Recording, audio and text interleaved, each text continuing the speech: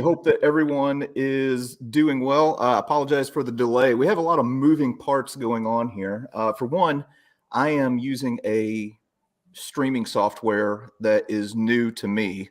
So this might just go, who knows what this is going to look like today. I'm not Paul Woodage, and this is not World War II TV. So it's might be a little bit of a goat rodeo here for a little bit. And then we were having some issues on Matt's end. Apparently he let his daughter have the computer, and she was watching Peppa Pig and completely, just rewired the whole thing. So anyway, I'm going to bring in Matt and Erik. Let's see if I can hit the right button here. That's not the button I wanted to hit. There, that is. Hello. Hey. Are we good? Can we all hear each other? I hate Peppa Pig, but we're good. All right. All right. So anyway, hey, thanks for taking time out of your day to jump on here and chat with everyone. Looks like the live feed is really filling up. Oh, hey, we got Iron Mike Metal Detecting in here. That's pretty exciting. So anyway, got a few things that we're going to be kind of rolling out that I think are going to be of interest to people. And like I said, if during this thing, like Erik disappears, or Matt disappears, or everything disappears, it's because I hit a wrong button. Just kind of be patient with us. This is the first time kind of rolling this out. So you all are kind of like our guinea pig group. Great. I may disappear if you continue to be increasingly dull as well. Yeah. Now, Matt, you guys have both, of course, Erik is, with the American Artifact series, and we've done a few lives together. Matt did a live on here. How long ago has that been, Matt? Like there was still sunlight in England back then, so I wouldn't say it like where I'm in a state of permanent darkness. It's like living in Finnmark. I would say about 4 or 5 months, definitely. All right. So if people have been watching, the past, I just hit a button there. If people have been watching the past 3 episodes of History Traveler, you've seen a trip that we took back in October with We Happy Few 506, where we were kind of hitting the tail end of the journey of the men from Easy Company. Went to Berchtesgaden and Cape Prune and to Zell MC. And I was kind of curious. I can't remember if we talked about this or not, Matt. When you got cast in Band of Brothers, you came in kind of late in the game, didn't you? I came in really late in the game. So I've only really learned this story recently, but the guy that played Floyd Talbert actually dropped out with about a week to go. And then I was being looked at for different parts, and then they just said, do you want to play this part instead, which was all the way through rather than just in one episode. So I came in really, really late, and then I didn't really have any clue what I was doing or where I was going or who was involved or anything. I was just given a pair of really stiff boots and put on a bus, and ended up in boot camp. All right, so did you have any familiarity with the story or anything like that going in? No, absolutely not. In fact, I had to ask the casting director how to pronounce Garnier in the audition. My pronunciation was way off. Mine sounded like a Swiss cheese the way I was saying it. I had literally had no idea of anything. Didn't know the story, didn't know who was involved. Somebody said the word Tom and then Hanks together right before we left, and I was like, what the Tom Hanks? And I was like, not John Hanks, the English guy, but seriously Tom Hanks. Like it was, and I've been doing this like rinky-dink little kid show for Nickelodeon over here in the UK, and I suddenly arrived, and there was just thousands and thousands of people all behind the camera and everything, and just it's like, this is absolutely huge. What am I doing here? So you obviously didn't have any time to or any chance to go to the actual sites because everything was filmed in England, right? Yes, everything was filmed in a place called Hatfield, which did any of the cast or anything get to go to the actual sites, like to Breakcore Manor or to Carrington or anything anything like that? No. It was all sort of like literature. Read this book. Call this guy. Speak to this person. There were a lot of serious like history advisors on there who were like guiding you and everything. No, the what we do now, what I do, what Erik does, what we do together, was all sort of like happened organically after the show came out. So several of the cast would go back and do stuff in Normandy, and then those sort of like that sort of morphed into events, and then they morphed to tours and this kind of stuff. So us as cast members and people involved going back and seeing the sites and doing the tours has all happened sort of since. Sort of people like thinking, right, I really quite like to go there.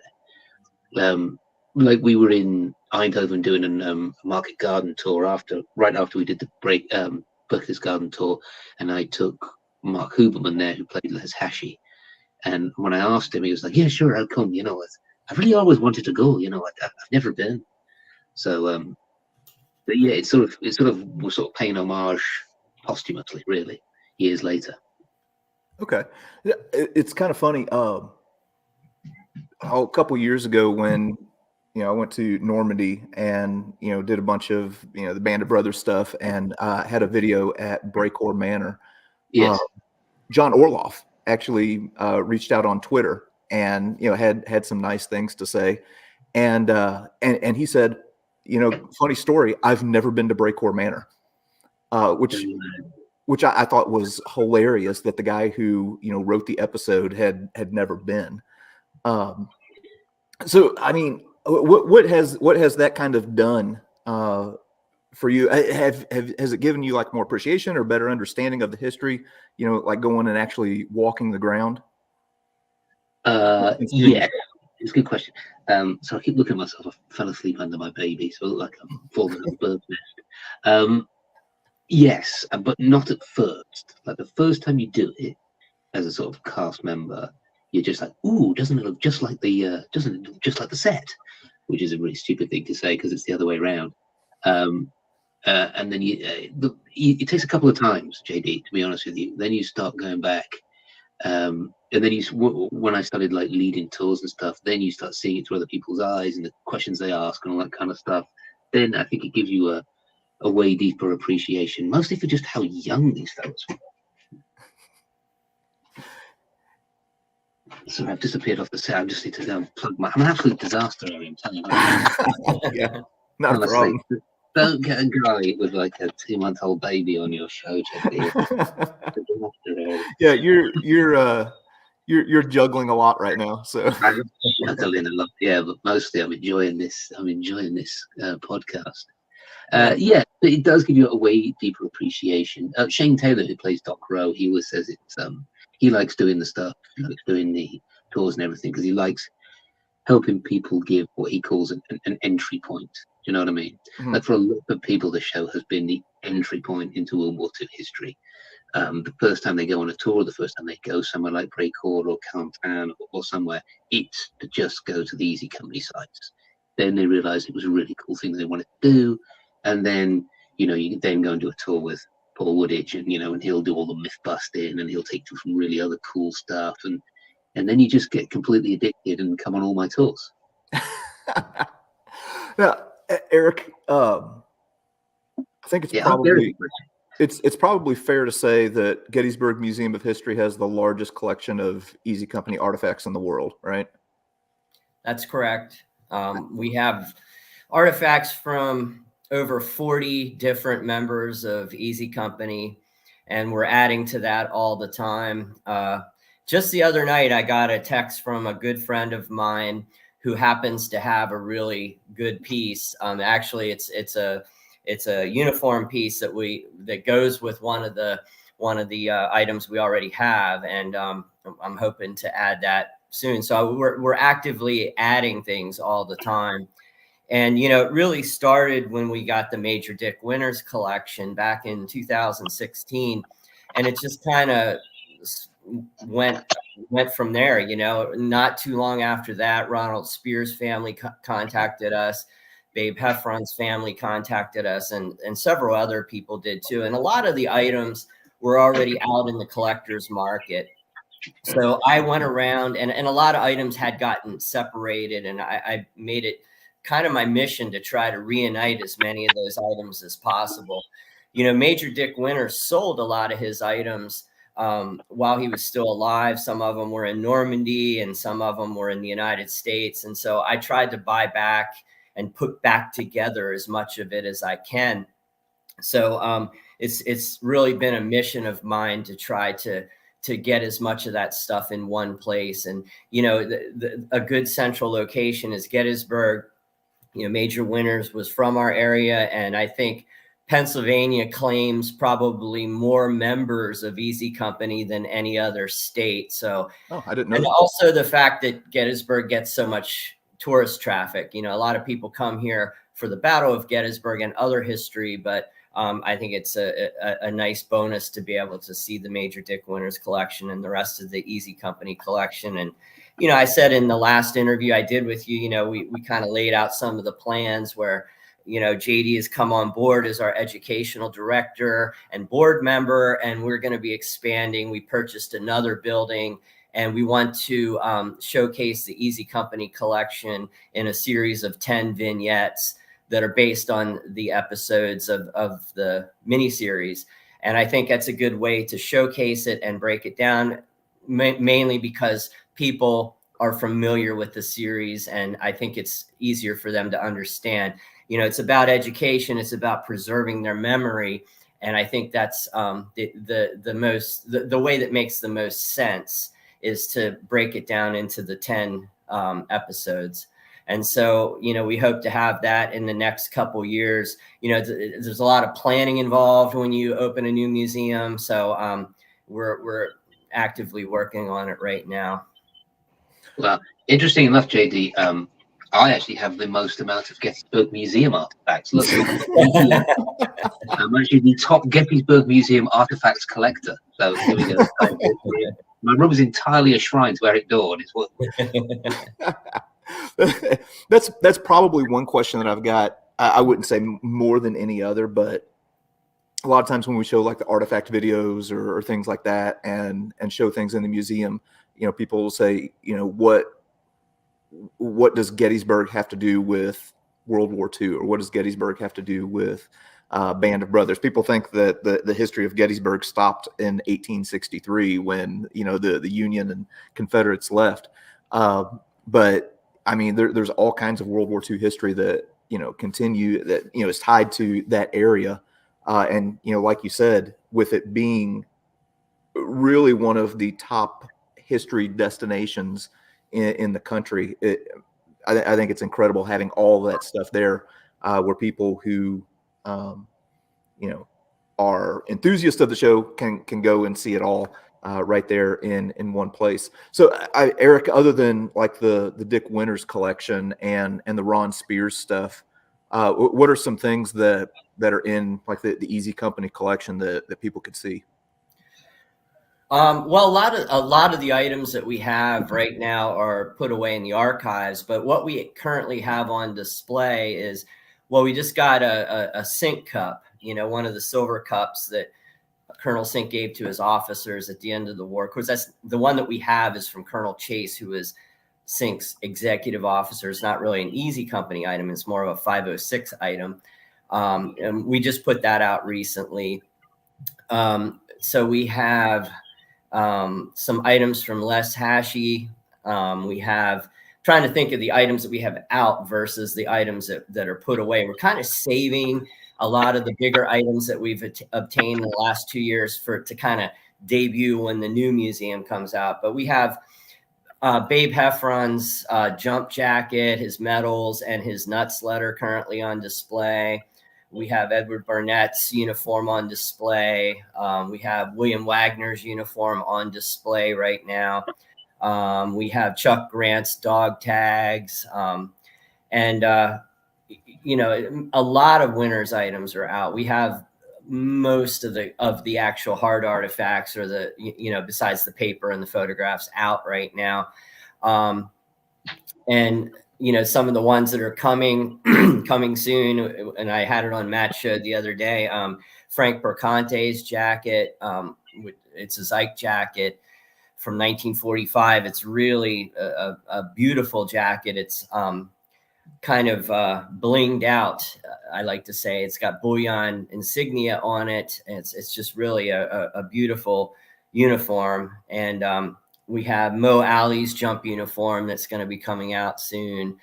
Trying to think of some of the other ones that we got more recently. We have Don King's uniform. We have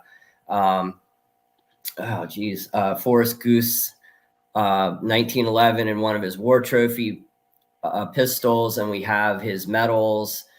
And just trying to when they're put away and you don't see them all the time, it's kind of hard to rattle them all off. But there's a bunch, a lot of uniforms. There's a lot of stuff. A lot of stuff. Yeah. Now, one of the things that anytime I post, one of these videos, and you mentioned the Sync Cup, for anyone watching, if you didn't catch the new episode of History Traveler today, we showed that Sync Cup right there in Cape Prune, where Easy Company kind of wrapped up their stuff. But I'm always getting people saying, "Oh man, I would my dream trip would be to go from Normandy to the Eagle's Nest, or from Aldbourne to the Eagle's Nest." Well, JD, can I make a suggestion right here? Yes. We have that trip. Do you want to tell me a little bit more about this trip, because I've been seeing things a little bit behind the scenes, for the past couple months, but man, you guys have worked up like the trip of all trips. Well, what happened was I was in Normandy, and Erik Dorr sidled up to me and he's like, "Man, we should do like the whole thing, man." So I was like, "Okay, we'll do the whole thing." So basically what we've done is we've put together literally like the Band of Brothers show tour. So it starts in episode 1, it ends at episode 10, and it's basically just shy of 2 weeks, and you do everything. You start in Aldbourne, you do like the disembarkation, you end up in Normandy, you do all the Normandy stuff, then you go down and do Market Garden, so you're then in Holland. So you've got episodes 4 and 5. You've already done episodes 2 and 3. You do Breakoy, you do Carntown, then you go down to episode 4, then episode 5 and all the crossroads, and then you get on the bus again and you basically go to the Luxembourg, Belgium Bulge area, and you do Bastogne, episode 6. We do Foy and everything in episode 7. Then we're going to go to Hagenau. And then unfortunately we also have to do episode 9, so we end up in Dachau and all that stuff that's haunted. And then I have to do a stand-up comedy routine for 2 hours before we get to Austria to get everybody back up again after Dachau. And then we end up in Berchtesgaden. So I mean, you've got your clever little thing up there that's got our itinerary on. We're doing it kind of a little bit different. There are other people out there. Ours is a little bit different because it's a little bit more fluid. It's a little bit more got Erik Dorr on it with all his cool stuff. We do stuff like we're going to take a night ferry across, so we land on the beaches, early in the morning. There's all sorts of like cool new stuff that we're doing that's a bit sort of like hip and cool because we're hip and cool. But basically what we've got is a 2-week bucket list tour, Band of Brothers. You're in their journey from start to finish. And it's going to be absolutely badass. And you're also hitting the 80th anniversary of 3 of the main campaigns as well. So you're going to be 80th anniversary of Normandy, 80th anniversary of the Market Garden, 80th anniversary of the Bulge, and you're going to all those places as well as everything else. Well, here's one thing that I liked, when I went and, if you go and look at the itinerary and it gives you kind of a basic rundown of everything, is that for people who are really into the story of Easy Company, of course, it's hitting all those things. But like you said earlier, the whole Band of Brothers thing ideally is an entry point for people. So I noticed that like in Normandy, you're not just going to Breakoy Manor, you're not just going to Carntown and then hopping on the bus and heading off to the next spot. Like there's also like Utah Beach, Omaha Beach, Point du Hoc. Yeah, Point du Hoc. And I also really like that you guys are going to Pegasus Bridge as well, right? Yeah, got to go to Pegasus Bridge. Yeah, so I like that like the whole Easy Company Band of Brothers story is kind of like the framework for the trip, but you guys are doing a lot of other stuff. Oh, most certainly, yeah. You're not going to keep Erik Dorr quiet for that long. He's going to tangent in all different. He's got this magical little bag with the relics. He's like touring with a child, a wide-eyed child who's like interested in everything. So yeah, it's mostly going to be wrangling the guides and Erik to make sure we keep it. I mean, hopefully what you do is you go there and you do this bucket list tour, and you do 2 weeks. And the Easy Company. So the Easy Company is the framework of the tour, and then you go back again and do other stuff that you want to do on your own. Couple weekend here, maybe you do a bit of other stuff in the Bulge, the Northern Shoulder stuff. You do, I don't know, there's endless amounts of stuff you can do in Normandy of your own volition. But yeah, hopefully this, like you say, is the entry point, and we use Easy Company Journey as the framework and go to all those places. And yeah, like you just alluded to, there is a lot of other stuff. Even in Holland, there's other stuff as well. But yeah, hopefully entry point stuff. But it's nice to be within the shell of the Easy Company story, because also as well, then watch the show, all that business. Do you know what I mean? And then you can sort of like ask me about what happened here, and was that right? And was that right? Or why did they miss this bit out and all that stuff? So it's all very sort of like all inclusive and interactive and everything. And you can you probably got, if you've been a Band of Brothers fan for 20 odd years, you can sit on the bus and go, there is something that's always driven me mad. Why did they do this? And I'll try and answer it. What I can't tell you is what crops are growing out of the window. Okay, I don't. We drive. Then we go. Someone's like, "Excuse me, sir." Yes. What crops are in the field over here? And I will always say potatoes. So it's always wherever we are. Assume I'm going to say potatoes. What I really like is the tour seems really 3-dimensional. Yes. In that you get one dimension is the history. Erik, I'm going to ask you about that here in just a second. But one element is the history that you're getting. The second dimension is that you really kind of get your insight. For people who are into Band of Brothers, I know for me, I'm a big movie buff, and I always like watching the behind the scenes stuff just as much as I like watching the movie. So I know just hanging out with you and going on a couple of these tours now, kind of hearing, some things that happen behind the scenes is always really interesting. And then really that third dimension, and again, these last two are kind of what you're getting on this tour that I don't really think you're going to get on any other, is Erik and his bag of goodies that he brings along. Yeah, so I mean, it's cool for me to be able to see other people see these artifacts and everything on the actual site, because Erik and I get to do it, quite a bit, with the American Artifact series. But like at Normandy, and then, this last trip at Berchtesgaden, seeing the people, being able to like interact with these artifacts and get pictures with them, it was cool to see. Erik, who's lined up as far as like historians and things like that on the tour? Well, we're going to have Ben from Ledger. He's going to be the main guide. We want to kind of have it a surprise for some of the step-on guides. I think we can safely maybe give you a teaser of one of the guides who has reached out, who will at least be on for part of the tour, and that would be Paul Woodage.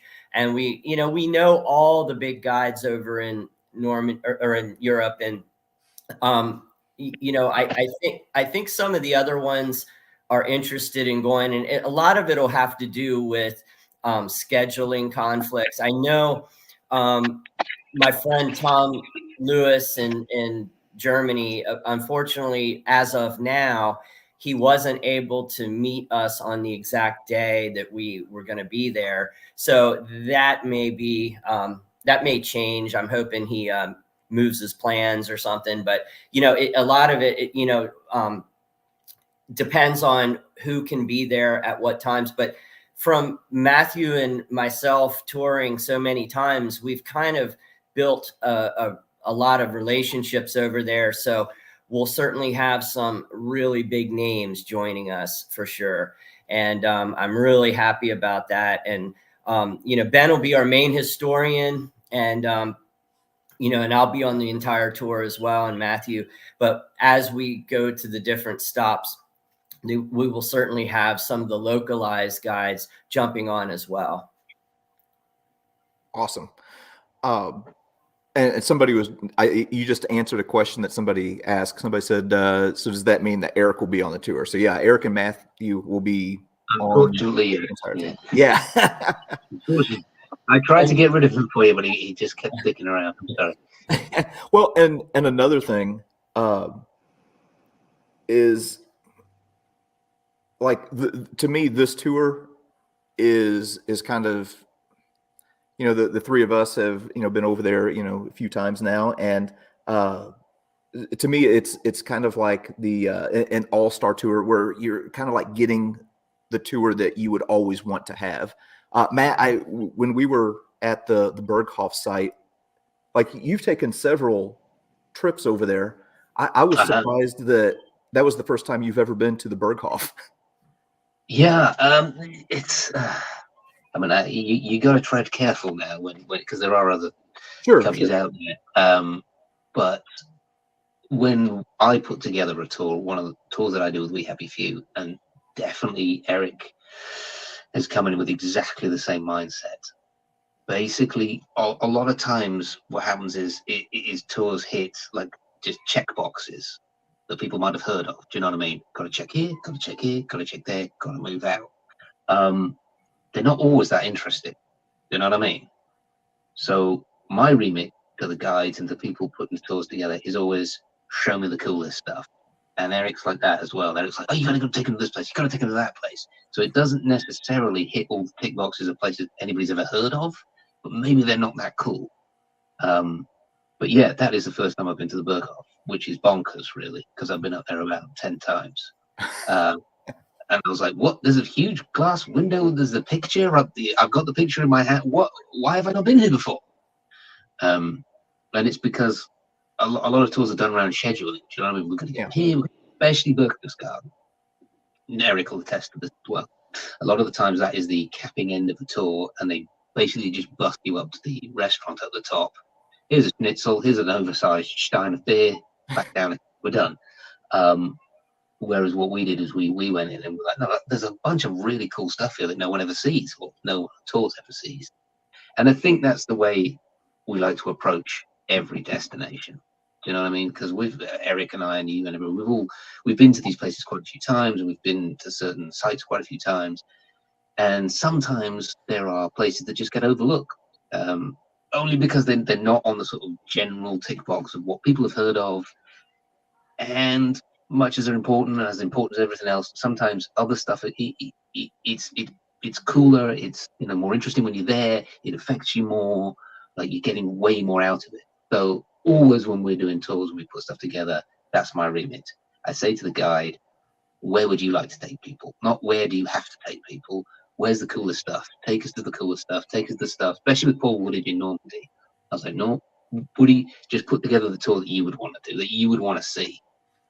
And so it ends up completely different to how generally people put these things together.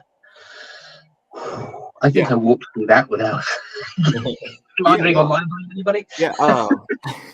No. And that was one of the issues I had when we were developing this tour. You can only do so much, and there's a lot of time spent getting in and on and off the bus and herding everyone afterwards together to get back on the bus. So, I mean, I could easily do a 2-week or a 4-week tour over there, if I was wanting to, or if I was able to put in everything I wanted to see. But that's why, besides doing this one, we're talking about developing some other tours that may be a little bit more in depth, like perhaps a week in Normandy, or a week in Bastogne, or a week doing the different Third Reich sites. So in the future, we're going to try to develop some more in-depth tours, because just in Normandy alone, I mean, there's so many amazing places to see. I mean, all those, you know, the coastal batteries and all the bunkers and all that kind of stuff is just so fascinating. It's just that there's never enough time. And, you know, for a bucket list tour, as we're calling this, the 13-day Band of Brothers tour, we had to have certain areas that we had to go to. I mean, you have to go to the cemetery. You have to go to Pointe du Hoc. You have to go to some of these places, because a lot of the people going on this particular tour may have never been there before. And they you know, they're of the mindset that if I'm going to go to Europe to see these sites, I have to see Pointe du Hoc. I have to see Omaha Beach. And that's why it's not just a Band of Brothers tour. I mean, we are going to go to some of those other places as well. We just have to. But as I said, as this tour company, you know, Matthew and I formed a tour company together. We want to put our minds together and really start working on developing some other tours that are a lot more detailed. I mean, we know the people who work over there. They seem to be interested in working with us. So I just want to give clients of this tour company the best experience possible. So for people who are interested in doing this trip, like what's the process? What do you need to do? So we formed a company in the United States. You know, Matthew's company, We Happy Few 506, was in the UK, based in the UK. But we decided to form the company in the United States because a lot of our clients are Americans. I mean, the people who want to do longer tours tend to be Americans. I mean, the Europeans can just go do it themselves, you know, they're already over there. So we decided to form the company in the US. We are using the Gettysburg Museum of History as its headquarters, basically. So if you want to go on this tour, go to our website and check it out, and there'll be a link in there. Yeah, thank you, JD. And the process is you go onto the website and you inquire by signing. There's like a DocuSign that you get. You send an email, excuse me, and there's a DocuSign saying you agree to the terms. And once we get that, you call us at the museum, and Becky, our manager, will answer, or Naomi, and we'll guide you through the process. And it requires a deposit. And for those of you who are thinking about doing this, I would really, and I don't want to sound like a salesman here, but it's really selling out a lot quicker than we anticipated. So there's a lot of people I've talked to in the last 2 years who's been wanting to do this trip with me or with the Gettysburg Museum. So I would suggest at least getting the process started as soon as possible, because, you know, we only have a certain amount of seats, and they're filling up really, really quickly. So, you know, please, you know, send us an email or call the museum, 717-337-2035. And we can guide you through the process. And it would just take a deposit to get you down. And we're almost out of single occupancy. We only had a few rooms that were single occupancy. I think we have a few left, but we still have several double occupancy left. But we anticipate it will sell out fairly quickly, probably not too long after Christmas, maybe in January, because of the tremendous amount of interest we've had so far. It's been really cool, because I've been talking about doing this for a while. I mean, I initially was going to do a big tour with Brad Freeman in 2020, and we had a lot of people signed up for that. And that ended up getting canceled because of COVID. And of course, in the meantime, Mr. Freeman has passed away. And a lot of the people that were going to do that tour are now jumping on this tour. And, you know, and then Matthew has all his clients from We Happy Few, and a lot of those people are jumping on as well. So it seems like, you know, it's a lot more successful than I thought. But the point of that long-winded speech is that if you want to come with us on this tour, on this inaugural tour with our company in May, please jump on as soon as possible, because it is going to sell out. So, and we're only doing one bus. We're not doing that 2-bus thing. Like some of the tour companies, they'll do 2 buses and have 2 buses going at the same time. That's just too chaotic for us. You know, there's too many people in one site, and then one bus has to go to one place, another bus goes to another place. We're doing one bus and that's it. So jump on it. Cool. All right. You don't want the bus. Yeah. Matt, do you want to add anything about the tour? And then if you guys have the time, maybe we'll grab a few questions off of here. No, I mean, Erik took 15 minutes to answer that, so I've got nothing else. No, he's got it dead right. Yeah, there's always, when you put a tour out on sale, no matter what length of tour it is, there's guys that just snap your hand off, and then there's a lull, and then it sells out. We're currently in the lull, probably because of holidays, but I would suspect that all those guys are like, I'll just wait, will hit in January. When it's Christmas, it's New Year, it's like, oh man, what am I going to do in the new year? I really want to go on that tour. So I would reiterate exactly because I do a lot of tours, so I know kind of how the algorithm of sales goes. It'll suddenly just poof, like in 1 week in January or start of February, it'll all just sell out. So it's kind of a weird thing to say, because I don't want people to miss out, but also I do want them to sell the tickets. I don't know.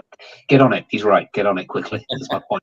Okay, so here's a question from History Explorer, which, by the way, he has a YouTube channel that's really good that everyone should check out. Can someone in Europe meet you there, or is this a tour for those in the U.S. only? I'll answer that question. Someone from Europe can meet us there 100%. The one thing is the tour goes out of the UK, so it starts in the UK. And we can't pick up people on the way. So all you got to do is get yourself to Heathrow, basically, or Victoria train station, and you can get on our tour, start and come with us. Absolutely, you can. Yes, it's not just for Americans. It's not exclusively for Americans. If you're a European and want to come on this tour, please do. Okay. But hang on, sorry to interrupt you. Sorry, I'll carry on. But also, the process of getting started is exactly how Erik described it. So it's not. I'm not selling it out of the UK or anything. The company is based out of the Gettysburg Museum. It's an American company. So you still have to go through the process that Erik described. You'll have to contact the Gettysburg Museum through that link to be able to start and get your deposit down. Okay. Erik, I saw a question earlier. It would take me forever to go back and find it. But somebody asked, are there any plans for any future books? Yeah. Jared and I are actually, Jared Frederick, my co-author, who was on Hang Tough and Fierce Valor with me. We're in the process of doing a 3rd book, and it's based on Major Dick Winter's photo albums, and that's going to be a photo, like a coffee table type book. It's all photographs, and it's going to be epic, and it probably would be out by now if it wouldn't have been for the fact that I was able to obtain a few more items fairly recently. And I wanted to include those items. I was able to get some of Dick Winter's original maps and a few original documents that were separated along the way. And I was able to get those. So we have to get those included. So it's taking a little longer than we planned. We are going to self-publish on that one. So that way we have complete control. You know, when you're with a major publisher like the other books, where you're kind of held back by word count and photo counts and all that stuff. So this is going to be all us, and it's going to be a big photo book that's going to be incredible. I mean, I'm real excited about it. It's just, we're doing so much that Jared's super busy too, so it's kind of like a slow process. But hopefully by next year we'll have it out. And then there's actually a 4th book after that we're going to work on as well. But I also saw a question there, and it was about JD, and it says, will JD be able to be on this tour? So he initially has a scheduling conflict, but I'm going to He's coming with those. I'm gonna try to get him out at least for a weekend or something, and I'm gonna keep bugging him about it. But schedules change. So hopefully he'll be at least able to jump on for a couple days. We'll try to make that happen. Right, He can come in. I will make it happen if I have to get in a bear outfit, cover myself in pheromones, and run about the place till you shoot me. You're coming on this tour, JD. You will not be able to resist that. Bear outfit, pheromones, half bear, half stag. Come on, you're coming on the tour. So here's another question. Oh, wait a minute. I just clicked the wrong one. I did see a couple questions. That one that I just put up was similar to another one about shipping internationally, the books. I don't think there's any international shipping. Is there, Eric? No, I mean, it's too you'd have to get it. You'd have to get it on Amazon or something like that. We just don't do international shipping just because of the cost. The cost is so great, you know, and the shipping ends up costing almost as much as the book, you know, and it's just been problematic, you know, and I know we get a lot of complaints about that, but it just doesn't make sense for items that are $25 to have $20 in shipping. You know, it's just, you know, and I mean, you could use a lower grade of shipping, but we always use priority shipping, you know, that way we can track it and everything. So it's just a shame that shipping's so expensive, and I apologize to us, but here's a great way to segue into another plug I wanted to do. So if you want to get my book or either of my books and you're from Europe, I will be at the Bastogne War Memorial with Andy Biggio from the Rifle 2 and the Rifle 2. We'll be at the Bastogne War Memorial on December 16th from 10 a.m. to 1 p.m. We will have 4 World War II vets with us. Bill Savage from the 75th Division, Joe Picard from the 552nd Field Artillery, Ernie Moger from the 76th Infantry Division, and Ed Cottrell from the 48th Fighter Group, 9th Army Air Force. So if you have not gotten Andy Biggio's book, The Rifle 2, it's amazing. I'm so excited about this book. If you read The Rifle 1, this one's even better, if you can imagine that. Awesome book. Come see Andy and myself at the Bastogne War Memorial on December 16th. I think Matthew might show up. I don't know. I was waiting for an invite there. Like, what am I doing? Am I just rubbing you on Andy's neck? Yeah, I'm going to be there too. If they'll let me in the building, I'll come in and chat to people and hang out with Erik and try not to, you know, steal all the limelight, because obviously it's all about me. But we'll be there too. Hanging out with those guys, and I'm very excited as well. Be very, very, very, very cool. Obviously, you don't want me signing the book that I didn't write, but I'll be there meeting people anyway.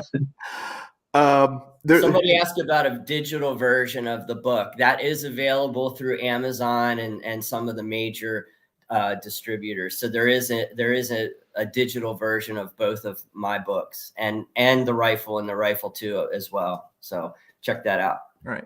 Here's someone saying, will we be doing the same tour at a future date? Yes, we will. Well, like Erik said, we'll be doing a few different tours as well. But hopefully, this tour, this is the sort of tour you need to do probably twice a year. Once when we're doing it, which if we never actually gave you the date, which is May 6th to May 18th, and then once in the fall as well. You can do it around sort of September, October time.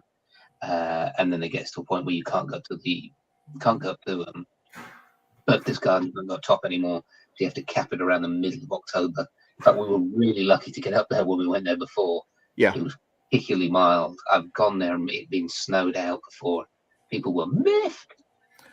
Yeah, I think there was snow just a couple days after we went in October. We barely got in there. And somebody thought that they were being funny here, saying, make JD do the hike to the Eagle's Nest again. So I do want to explain something. So there's one part of the video that came out the other day, where Matt and I were going up, along with Marcel and Adam. And there's one particular point where it sounds like I'm about to die. And there's a reason. Is I got behind and I was basically jogging up the mountain trying to catch up with everybody, and I was carrying a heavy pack. So, and he swallowed a really big fly. It was like this. Yes, exactly. but that was the first time I'd been able to go up that path. But yeah, that was pretty cool. All right. Yeah. Any kind of closing thoughts or anything else you guys want to pitch in there before we wrap it up? No, other than I'm pretty excited about going to Bastogne next weekend and seeing the boys again. Not sure why you're not there, JD. Yet again, what's going on? You want to keep him on a tighter leash, Erik. That's what I'm saying about this stuff. I need a very long leash. I need another me. Yeah. So Erik, was any closing thoughts? I'll just, I thank you very much, JD, for your continued support. Thanks for letting us do this. And, I'm real excited about having you on board with my board of directors and my educational director, and really happy to be partners with Matthew Leitch in this awesome tour company that we're developing here. There's a lot of cool stuff going on. So and thanks to all the viewers and thanks for your continued support. Yeah, and I'd like to thank my wife who made this possible, because 30 seconds before we went live, I was literally throwing my laptop at the wall because my daughter had been watching Peppa Pig and has melted my computer. And so my wife managed to get this on my phone, which is why the entire show has been up my nose, because I can't get it to work properly either. So thank you to my wife, because I would be lost without you, technically. Not financially, I'd be all right with financially, but technically I'd be lost. All right, awesome. All right, well, hey, appreciate everybody jumping in and joining us today. If you haven't caught the videos this week from History Traveler, we show a lot of these places that we're going to be going to on the tour. So yeah, be sure to subscribe to the channel and share it out. Also, We Happy Few 506 has a podcast that is outstanding that you should definitely check out. They also have a YouTube channel. And then, of course, if you are thinking about summer vacation already or thinking about making plans, would definitely recommend making Gettysburg part of those plans for any history enthusiast. It's honestly like one of the top destinations. And then you go to the Gettysburg Museum of History, and it's incredible. The stuff that you see on the channel is just like the top layer. There's all kinds of cool stuff there. Anyway, if you're interested in this trip, again, I'll just kind of echo what Matt and Erik already said. Jump on it quick. You can go to, hang on, let me pull up my fancy banner. We Happy Few Gettysburg Museum.tours. Definitely going to be the trip of a lifetime for the people who are going to be on it. So anyway, hope that you all have a good weekend, and we'll catch you later.